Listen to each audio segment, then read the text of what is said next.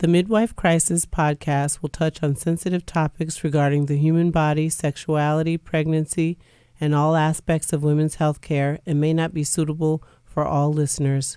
Listener discretion is advised.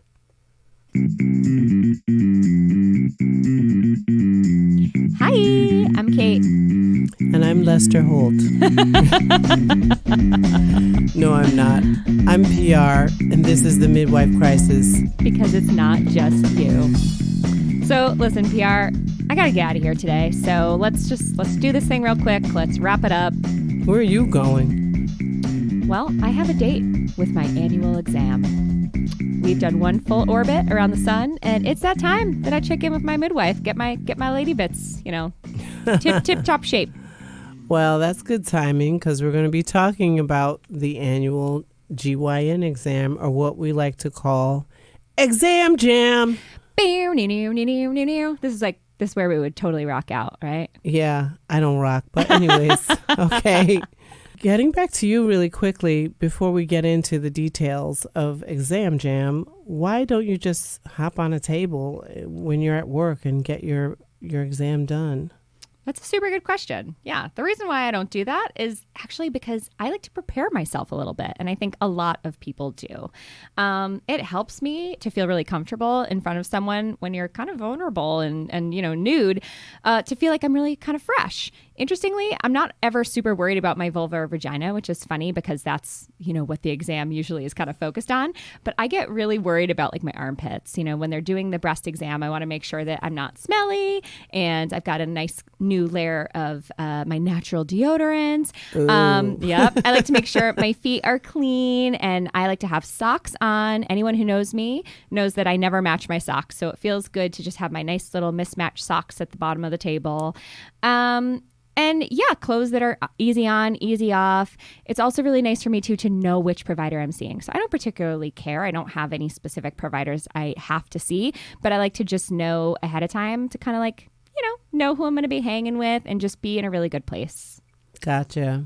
I have a few requirements. I do hop on the table though, just with whatever. You should see her hop. I can hop too. I do have a few requirements. My examiner has to be female. And I think that if you've listened to some of our previous episodes, which I do encourage you to do so, and especially in the first episode, that explains why I prefer female examiners. I need for it to be the first thing in the morning when I'm clean and fresh. I can't be running around the office because it's smelling like bush country. Because the armpits get sweaty and under the girls get sweaty and down in the bush get sweaty too. So anyways, I like for that to be taken care of. And down there, I want it to be trimmed, and my feet to be, I have a pedicure. I don't like crusty feet, ashy anything. And so I like to do it with someone that I know, but it doesn't have to be the same person all the time. But I don't want to do it by surprise. I don't believe in all that shaving and waxing and all that stuff per se, but I do trim it. Here's a neat little fun fact for all you gals out there of a certain age. As you get older, you don't have to trim anything because it just trims itself by not growing. So anyways, I just thought that was funny. I don't wear socks, so that's why I like my feet to be done. And I'm conscious of that because people's feet are always in my face and I take a look at them. So anyhow, those are my few little requirements. First thing in the morning, just get it done with. Yeah. So one thing I get asked a lot by all different types of people is just when is the right time to start having a women's annual exam, or an annual exam, for people with uterus? And when can I stop having an annual exam? And the answer to this isn't all that simple. Everyone's different, but I typically tell folks that once you started menarche or, beginning to have your period, or when people with uteruses are ready to check in, you should meet with a GYN. And there's lots of good reasons for that, just to get situated, know what it's like, just to kind of dip your toes in. So what do we do at a teen well woman exam, or, someone who's under 21 per se? We do a general health intake. It's a lot like having your physical, actually, if it's done properly with your general practice provider. So we do a general health. We kind of get to know you. What are your preferred pronouns, your orientation, if you're aware of that, social history. Are you in school? Do you like sports? Do you exercise? Your medical and surgical history, procedures and treatments that you may have had, your vaccinations, are they current, including Gardasil, which protects against HPV. That's right. Your menses history, have you gotten your period yet? And, how long have you had it? When did you get it? How is it? Your sexual history, are you interested in males, females, other? Are you interested in birth control or no or none? Or how are you protecting yourself from sexually transmitted infections if you are sexually active with partners? And if you're interested in some kind of hormonal contraception, what is your risk for clots? I'll take a break right here just to mention that initially during that exam, I tend to invite the parent in, or whoever is with them, the adult, whoever they came with, and say, do you have any concerns and what would you like to see happen here? And then I invite them out. And because this is the beginning of trying to teach that patient of how to self-care and how to be self-responsible. And then and that's when I do all the history as far as, she would know. I do ask the parent or whoever has brought her in to tell me any information that's pertinent. And we may have to invite them back in if we need some details that the patient doesn't know. But anyways, and then I close the door and I tell the patient, this is Vegas. And now that you're in here, what you tell me, I'm not going to tell them. And it goes both ways. What you tell me, I'm not going to tell them to protect you. Also, I'm not, there are things they may expect me to tell them, and I'm not going to tell them because that's not how the law works. That's right. Some people will say, oh, well, she's under 18, so she's a minor. But in our office, if you're coming and seeking care, that doesn't really apply. No, it doesn't. And so it doesn't matter that they're paying for the insurance and they're paying for the co-pays and the visits and all that stuff. It doesn't. Once that door closes, then we're HIPAA bound. That being said, I do want to just mention, too, that you sign a lot of papers when you come into that visit. And one of the papers sometimes says, is there someone that it's okay to share your health information with? And a lot of people just are like, oh, yeah, it's my mom. And they'll just put their name. But just be careful of that, because legally, if you're signing and saying she's allowed to know everything, that could cause some issues down the road. I personally, even despite that being signed, if it's something really confidential, like the patient has an STI or something, would never disclose that because it's not life-threatening. But yeah, just pay attention to what you're signing. So we also investigate whether there are any safety issues, any history of assault or abuse, is there anything we can do to make things more comfortable. We ask about any concerns that she may have. If you want to discuss your periods or contraception, and review of systems, like from your head to toe, how you're feeling. We do a quick physical, and we talk about confidentiality, with which Kate addressed. Also, we both were just talking about just a second ago, and what's okay to disclose or not disclose. We discuss safe sex and the many permutations of such. Yeah, a lot of people always think like safe sex is if you're using contraception, but it's also you're protecting yourself from STIs. And even if you're with, let's say you're a cisgendered female with a cisgendered female partner, you could still, give each other things like HSV or herpes. You could, transmit HPV and BV and all different things. So regardless of your orientation or sexual activities, it's really important to fully address if you're taking proper precautions for yourself. Exactly. And we certainly discuss enjoyment, self-care, orgasms, and things like that. And that is sometimes embarrassing for these young folks. But we're trying to get you comfortable with discussing these issues so that you aren't, if you get started now being comfortable, then later on it's not a problem if you have a problem. That's right. Go ahead. Well, I was just going to say, that is a question I get a lot from young women. And we addressed this in our masturbation episode, but a lot of people will say, how do I know if I've had an orgasm? Or like, how do I get one? Or I want to have sex and I want to, climax and feel good with my partner, but I'm not. And how do I get there? And we talked about that in detail on that other episode, but I just think it's really important to ask these people, if they're having sexual activity, if they're enjoying it, if they're happy, if they're having fun. And if you feel like you're wondering, you probably didn't. Right. We also talk about drugs and alcohol and consent talk. And that's super important because I think this is a conversation that necessarily parents or guardians don't get specific about, because the thought is your child should not be using drugs or alcohol or talking about consent.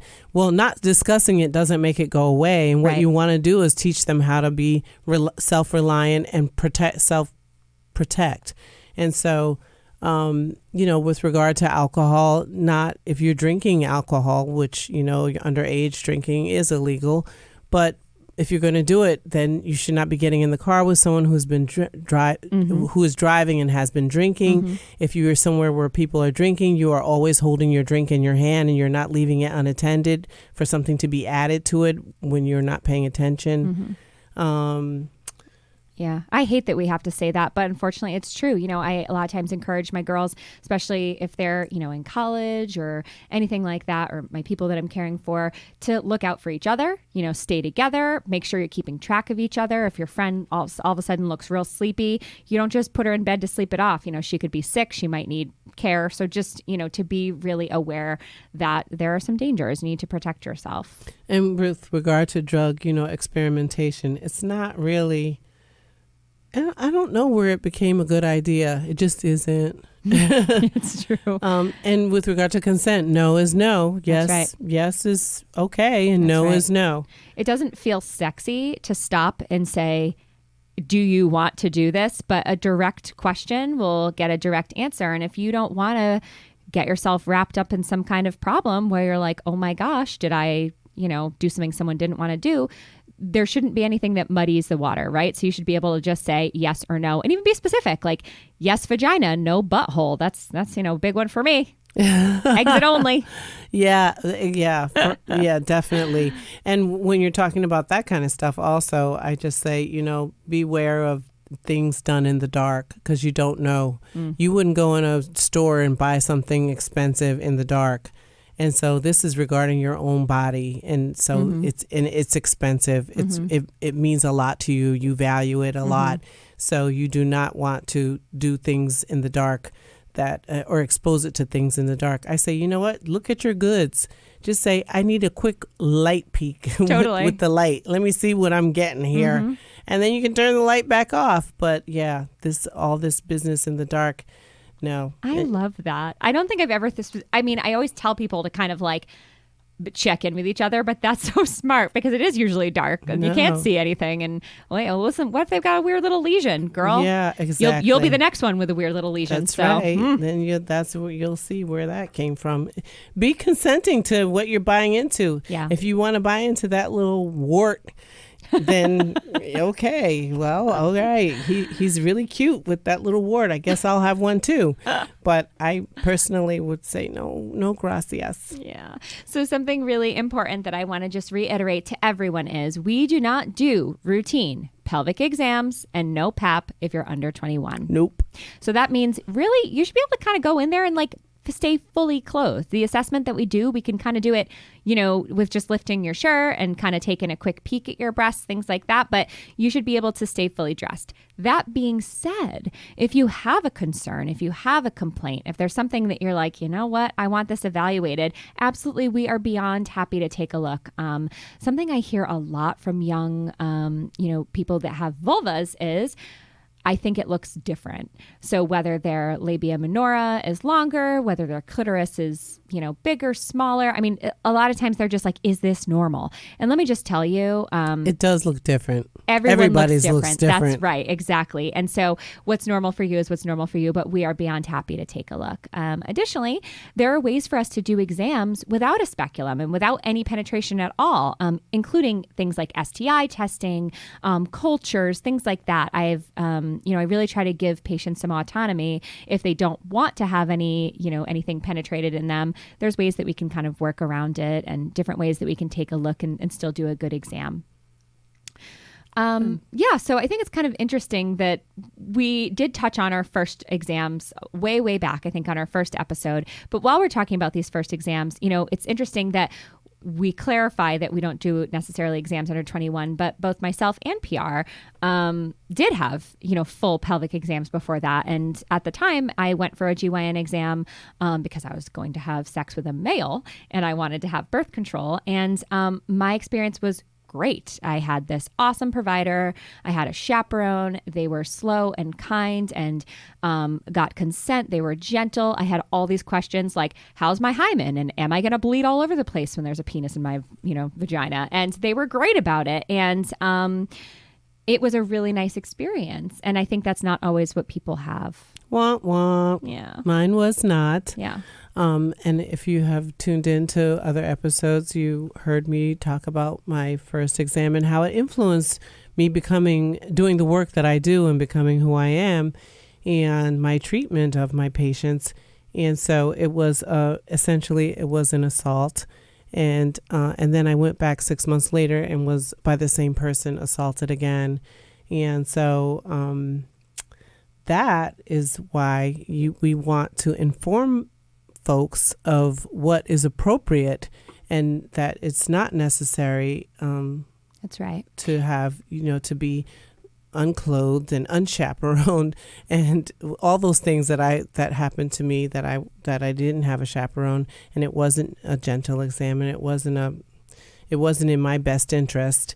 And that's right. You should. It was feel the opposite, safe. Just like we're opposites. Right. It was an opposite experience as well. Mine was great and made me like, ooh, this is actually really cool. I think I'm interested in women's health. And yours was. And mine was like, do I have to get raped every time I need something from the gynecologist? If you heard that little noise, that was my heart just ripping in two because every time you talk about it, it's so flipping infuriating to me. It's difficult. It's hard. My daughter listened because I hadn't told her and she listened to it and she said, I just want to harm someone. So, it's just. But we're going to do not like to what belabor you did that. I would just want to enlighten everyone and use it to spread love. Yes, that's what I want to do. And I want everyone to know better so that they can do better and have a better experience for sure. Yeah.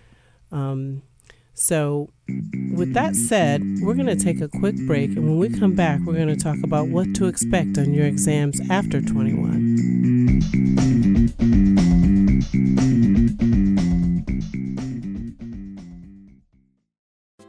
Hey guys, it's Chelsea. And it's Ashlyn, and we are the hosts of Will There Be Tequila? Ooh, we did it on point! So it's a show where we talk about things that are going on in our lives and the world around us, because the world's on fire and all that fun stuff. And we also have a little shot on the side. So yeah, be sure to check us out every Tuesday wherever you listen to your pods. So Apple Music, Spotify, SoundCloud. Literally anywhere. Drink responsibly.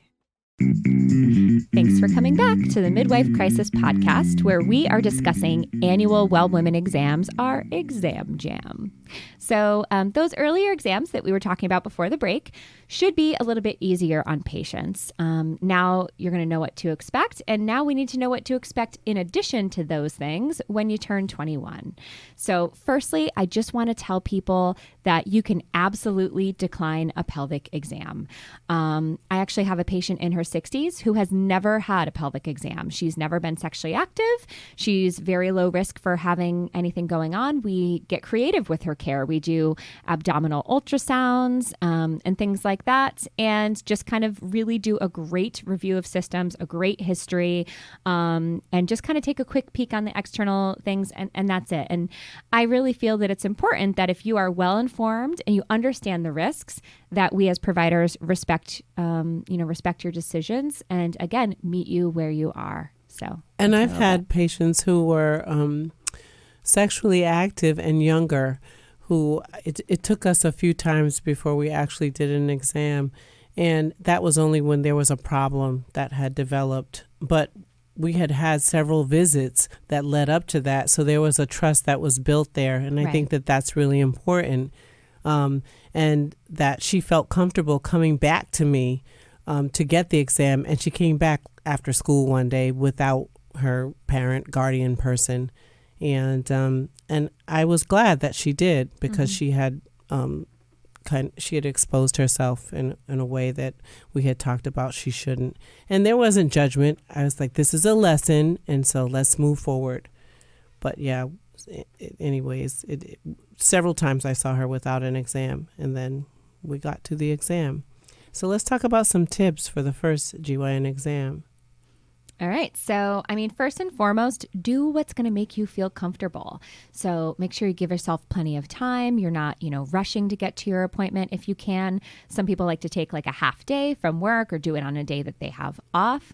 If you feel better, freshly showered or groomed, or if you feel like you need to get a wax or a pedicure, or whatever, go ahead and do those things, because you want to feel like you're in your best element and feel really comfortable with yourself. We were having a conversation, and Kate was talking about someone.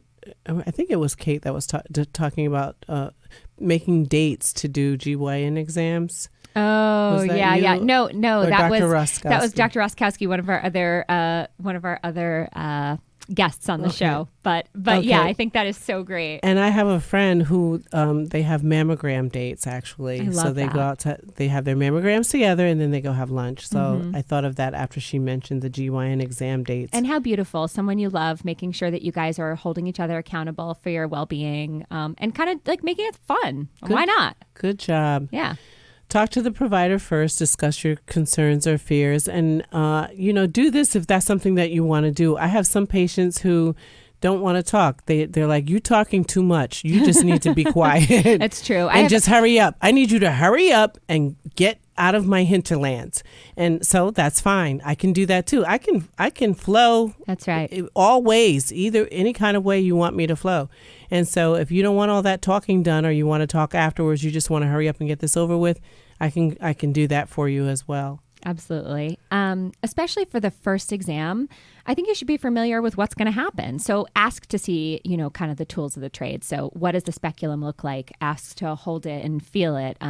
Look at the swabs and the different brushes we use for, the pap smear. Look at the stirrups. Just make sure that you're sort of comfortable and know what to expect.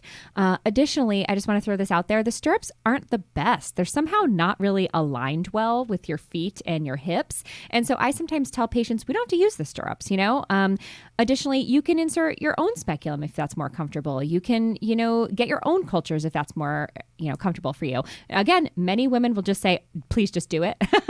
They don't necessarily want to be so involved in their self-care. But again, if you're more comfortable that way, let us know. We're going to be creative and make it work for you. The gown opens in the front. That's right. Not like the hospital gown where your culo is out and, you're running around with your backside in the wind. It's like a robe, and it's like that so that we can examine your breasts and, kind of push on your abdominal organs and make sure that they feel normal and everything also.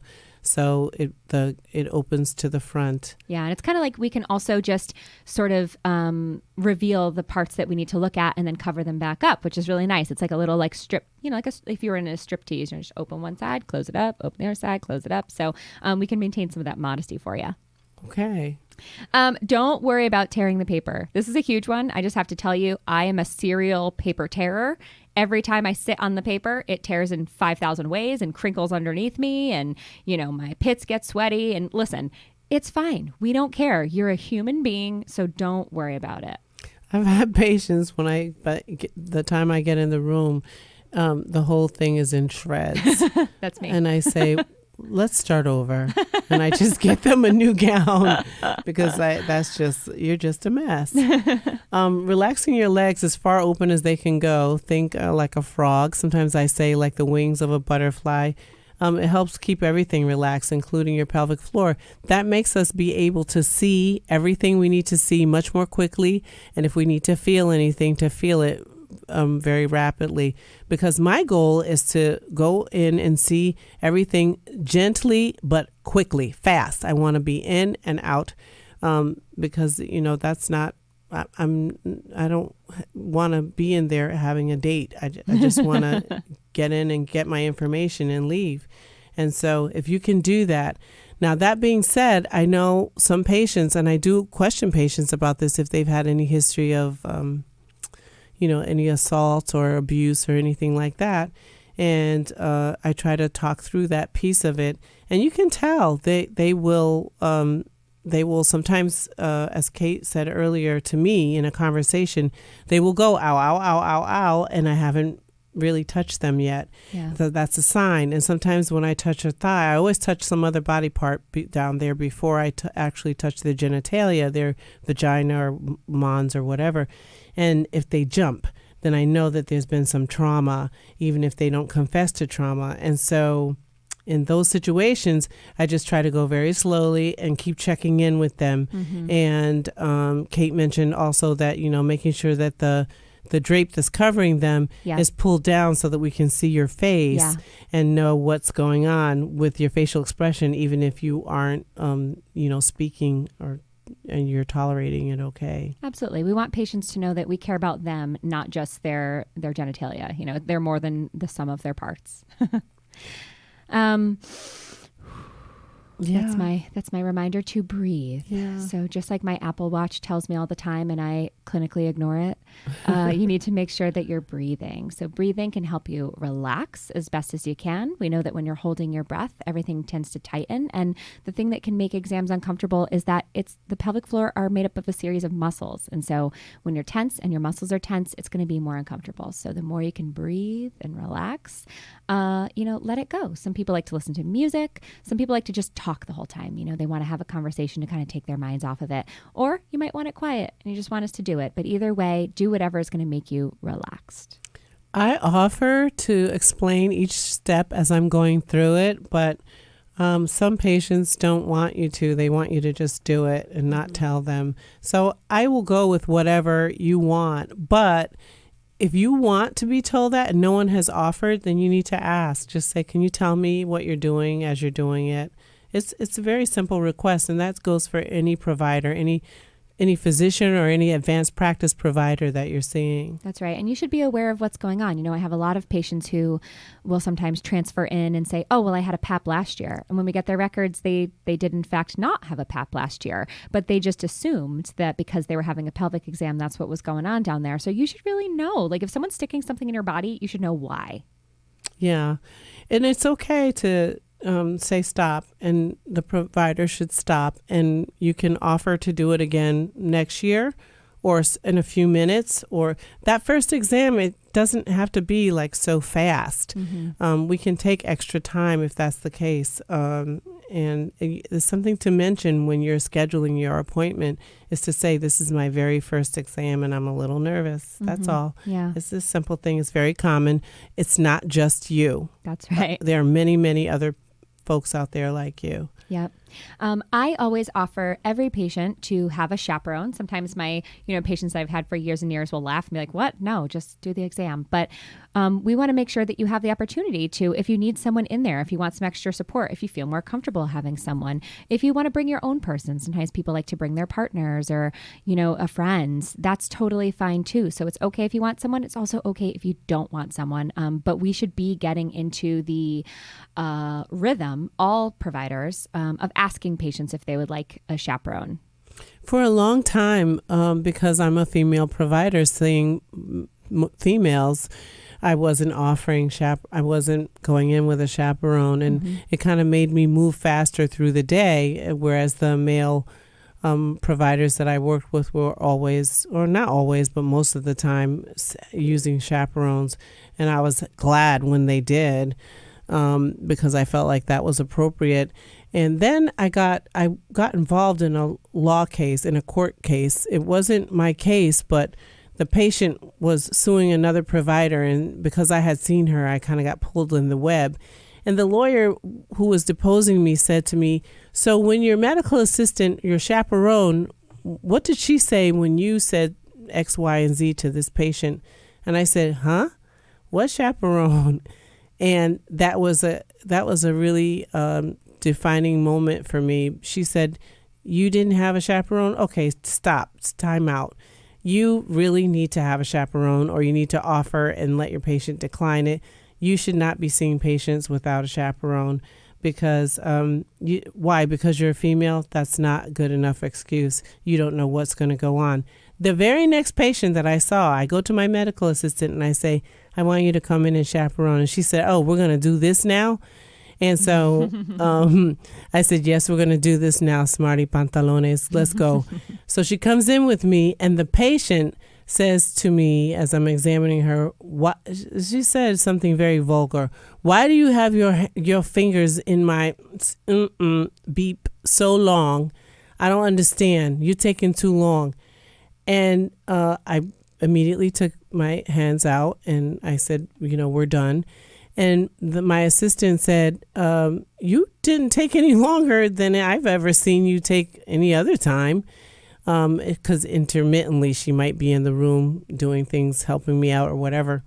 And I said, "I didn't. I don't know what she's talking about." But it just goes to show you, just that very next patient, she was accusing me of lingering in her hinterlands, and I wasn't.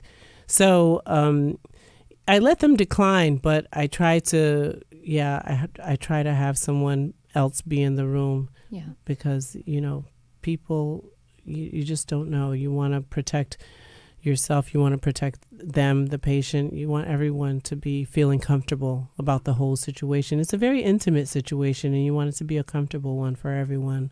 That's right. We said, obviously, you can say stop and we'll stop. Worst case scenario, we try again next year. And we have other options. Like if we know that it was tough, we can try lidocaine jelly, or we can try pre-medicating you with like a Xanax. I mean, whatever, if you're more comfortable on whatever, watching something on your phone, like we can prepare for it next year. So don't feel bad about that. You don't need a PAP every year. We talked about that a little bit. We talked about it. That first exam, you may or may not. Each person, it depends on your history. It depends on your algorithm that we come up with, depending on what you tell us about your history. So we don't have to do a PAP, which is the actual PAP test is a collection of cervical cells to screen for cancer. That is not the test for, any kind of disease or infection that you may have acquired sexually. That's a same process, but a different type of test. So be clear on that. Just because you said you got a PAP, that's a cancer test, cancer screening. That's not a test for gonorrhea and chlamydia and herpes and different things like that. Yeah. So routine pelvic exams, or bimanual exams as we call them, which is where the provider places one hand internally and one hand externally and tries to feel your structures. So your uterus, your cervix, your ovaries. There are some mixed reviews on those as far as importance. For a long time we did those because that was the quote unquote only way we were screening people for, things like ovarian cancer. But the evidence has shown us that it may not be that reliable as far as a screening tool. Depending on the person's size or the way that their anatomy is, you may not be able to feel anything at all. And so what they're finding is sometimes the history and sometimes the patient's review of systems is going to be a better indicator. And if we have concerns for those things like ultrasounds can be more helpful. So you may or may not have a pelvic exam. A little spotting after you have your exam, especially a PAP test, if you had this screening for cancer, is normal. We are going for gold there. And you just want to do it once. we want to we don't want to have to repeat it because we didn't get sufficient information. And you are gold. And so we want to just take a sample of that. And so you might get some spotting that's not to cause you alarm. That's right. And finally, I typically use a ton of lubricant. So if I'm doing an exam, whether it's a bimanual exam or a speculum exam, you might be leaking the rest of the day and be like, what the heck? But I promise it's sterile water-based lubricant. And don't be scared to grab a panty liner out of that little basket in your exam office and just place one of those because it might save your underwear. As women get older, well, I was going to comment on saving your underwear, but I decided against it. Okay. As women get older, this is my part. Our assessments, they might change. Sometimes we add tests. Well, of course, we add, mammograms, and we might alter assessments. Someone with a total hysterectomy may not require PAPs anymore, especially if you don't have a cervix, because but it depends on the reason for your hysterectomy. And some women require further testing like pelvic ultrasounds, biopsies, colposcopies, which is where we put a little microscope on our eyes and sort of look closer at your cervix and sometimes do that biopsy sample. And that's not all midwives. Some midwives who are specially trained to do that will do that. And sometimes you need to return for a follow-up visit, IUD placement or check, your pills, your oral contraceptive follow-up, or your Depo injection or Gardasil vaccination, that kind of thing. With regard to older women, the Gardasil, now hit me to this, they increased the age on the Gardasil, and so because they found that everybody deserves to be protected. And it works so well. When you look at the data and you look at the, cervical cancer incidence over the last 20 years, it has plummeted with the use of the Gardasil vaccine. We are literally saving lives. So it used to be that if you didn't have it before sexual activity or under, 25 or something, then you were just kind of like shit out of luck. Right. But now the FDA has approved it for women up to the age of 45. So you know what? I've seen women who maybe get divorced. At 38, they've only ever had one partner, and they're like, "Listen, I'm about to jump into that pool. I want to protect myself." They need to get vaccinated, right? For sure. Right. So, so you're absolutely right. That's now something that we can offer, quote unquote, older women as well. Yeah. So things that a lot of patients worry about that I just want you to know providers do not mind. If you're sweating, it's okay. If you're on your period, a lot of times people feel super gross, but we don't mind, okay? We're not scared of blood coming from the vagina. If we were, we'd be in the wrong profession. Yeah. Feeling nervous, needing extra time, needing to take a break, that's fine. And finally, the most common thing women or patients that I'm seeing complain about is they are always apologizing for pubic, arm, leg hair, all of those things. And I always look them in the face and say, listen, there is no reason to apologize for your anatomy. There's a reason why we have hair. Everyone's different. If you're comfortable having it, do not apologize. If I was bothered by being in between your legs, again, I'd be in the wrong job. I don't judge for those little idiosyncrasies that I presented at the beginning of the podcast. I don't judge patients for not doing that. That's that right. I have to have my armpit shaved and that I have to trim up my, hinterlands down there and all that. That's not my expectation for you. That's just my own personal thing. That's right. I don't really care. And when I see you in the grocery store, I will not remember if your feet were done, if your pits were shaved, or what was trimmed up or not trimmed up. That's right. I won't remember a thing. Let me tell you, I'll do really well if I can remember that I saw your face. I know I won't remember your name, but your face definitely. If we had a pleasant conversation or there was something meaningful in our conversation, that'll make it stick for me. And that's what I like to do while we're getting through this together. I like to just talk about something you like to do or what your hobbies are or whatever. I'm not concentrating on hair and stuff like that. That's right. I will tell you that I do tease my Black patients. I say, now, you came in here with these ashy legs, girl. what were you thinking? And they laugh and they say, I'm so sorry. I did have lotion on, but now it went away or whatever. I said, well, I'm going to give you some before you leave. And I'm just kidding because I don't have lotion around me like that.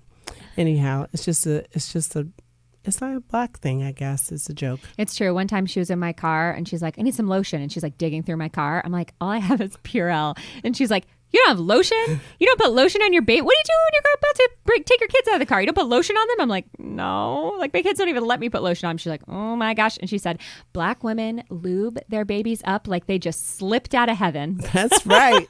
That's right. We grease them up like they just came down. It made me laugh forever. And I did start sort of lubricating my children a little bit better. So it was a good lesson. We have good skin all the way till the end. That's right. Let's talk about dispelling some myths a little bit before we wrap it up. The first one, I think we already have exhausted, is that you don't need a PAP every year. I mean, that's the myth, is that you do need a PAP every year. And the truth is that you don't need a PAP every year. Right. So we follow a governing body called ASCCP that, based on, years and years of research, gives us an algorithm to follow. So, if your PAP was X, then you need Y. If your PAP was Y, then you need Z, et cetera, et cetera. So it's a very clear guideline that we follow. And we also discuss with you, because I've had women who don't require a PAP, but they're like, I just need you to do it because I'm freaking out. In which case, okay, we'll do a PAP. Yeah. You need an internal exam to get contraceptives. And no, that's not true. And I had, when I was 15, 2 internal exams in 1 year to get contraceptives. Really sad, tragic, but untrue. Yeah, there's a myth that you can't be examined on your menses, and that's not true. I mean, we don't mind. We put extra little pads underneath you. If your period's, really heavy, sometimes we might have to have you come back for certain cultures, but there's even a special PAP that we can do if you're on your period to try to, get the cells correctly. So don't worry about that. There's a process that of sort of rinsing your sample so that the cells that have blood are kind of rinsed away, and we can in the lab, and then they can use the cells that we need. So you don't need to cancel appointments. You don't need to be fearful of that. You don't need to be embarrassed of it. That's just a part of you. We don't concern ourselves with that. That's right. The fact you don't need exams after menopause is a big fat lie. So don't fall for it. You do need exams after menopause. And if you ever bleed after menopause, you need to get an exam that much more quickly. Mm-hmm.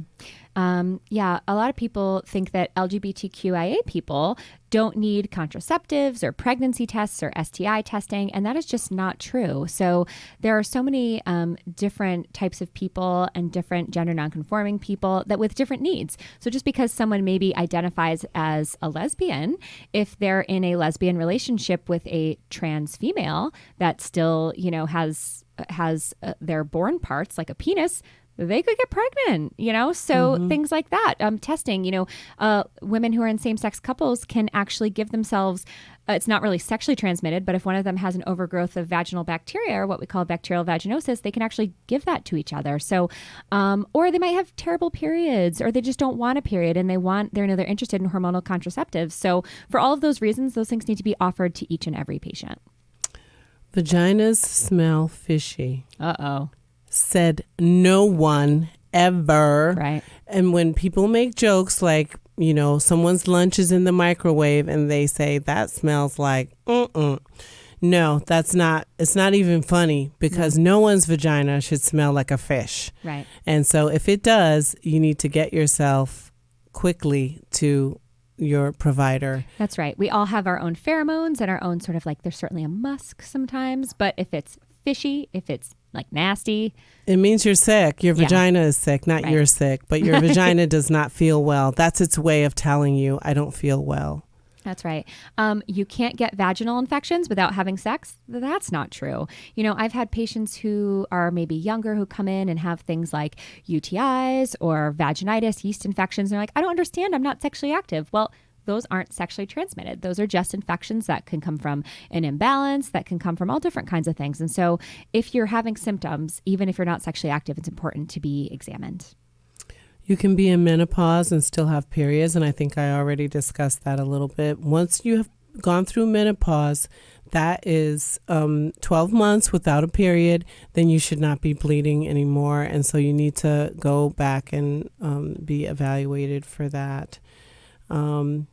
Pap tests test for everything? No. So Pap tests are just looking at the cells in your cervix, testing for cervical cancers and sometimes the HPV virus that causes cervical cancers.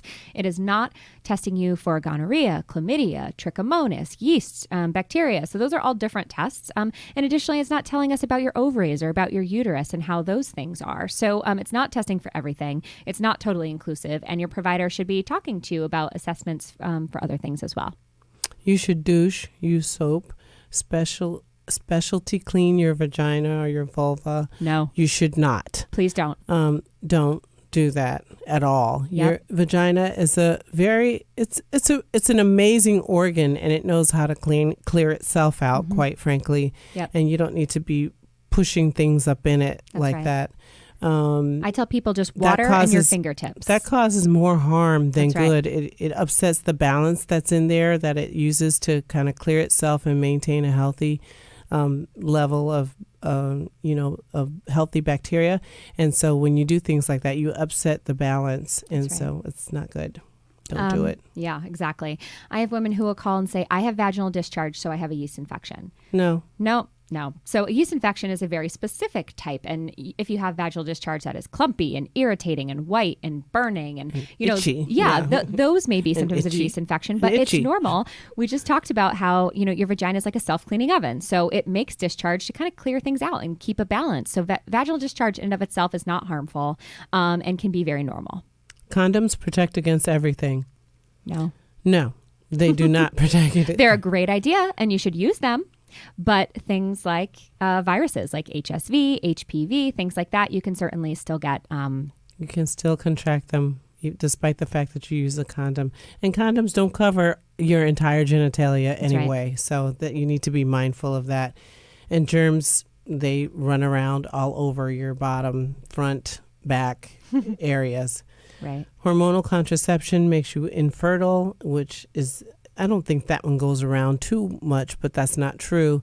And if you happen to not be able to conceive after years of using hormonal contraception, it's probably more coincidence, and right. It needs to be investigated why you aren't able to conceive. It isn't because you were on those pills for all those years. Right.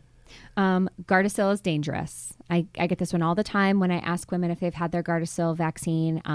They've heard of like this one person on, this Facebook site that, they died because they got the Gardasil vaccine. And, there probably have been deaths of people who have had the Gardasil vaccine.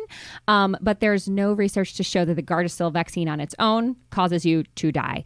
And in reality, if you are sexually active, literally at all, and this is for men, women, you need this vaccine. You should get this vaccine because it's going to protect you from throat cancer, uterine cancer, vaginal cancer, cervical cancer, anal rectal cancer. I mean, all different types. Michael Douglas just had throat cancer and it was from HPV.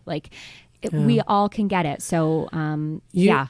And I encourage, mothers of boys or parents of boys that they should be getting the vaccination as well. That's right. It will not do just to have girls getting it or young women getting it. And the other gender needs to get it also, and so that everyone can be protected. That's right. And this is a series of anywhere from 2 to 3 vaccinations. So should you be this small part of the population who gets that first vaccine and has some horrible reaction? Okay, then. Girl, don't get it again. But that's very rare. And lastly, you need a period every month. And no, you don't need a period every month. You sure don't. You just don't. Yep. So some people, if you're on hormonal contraceptives, if you're on a progesterone that's sort of protecting your uterus from abnormalities, you don't need to have a period. If you're not on any hormones at all and you go, I would say, more than 2 to 3 months without a cycle, then we should maybe check it out, definitely. But you don't necessarily need one every month. And I think that pretty much, unless you can think of something else, that pretty much wraps it up. No, I think this was great. Hopefully we answered some questions for everyone out there and, maybe helped dispel some fears, some concerns, helped get you ready. And the annual exam doesn't have to be terrible. I always tell my patients it'd be super weird if you absolutely loved it. Would be. But you shouldn't go in there with dread. It shouldn't be feeling like you're about to go to jail. Like there's a happy medium somewhere, and we hope that you find the right provider to help you reach that. Yeah. So we'd like to thank Baobab Tree Studios, Rev Kev, our new friend Eamon, all of our friends, our family, and you, all of you listeners who make this podcast possible. Please be sure to subscribe on Spotify, iTunes, or wherever you listen, and like and follow us on Facebook and Instagram at the Midwife Crisis Podcast, or email us at midwifecrisispodcast@gmail.com. We love hearing from you, and we love getting your input into future episodes and getting ideas. We love your ideas. That's right. So until next time, schedule your well-GYN exam. And do not douche. Bye. Bye.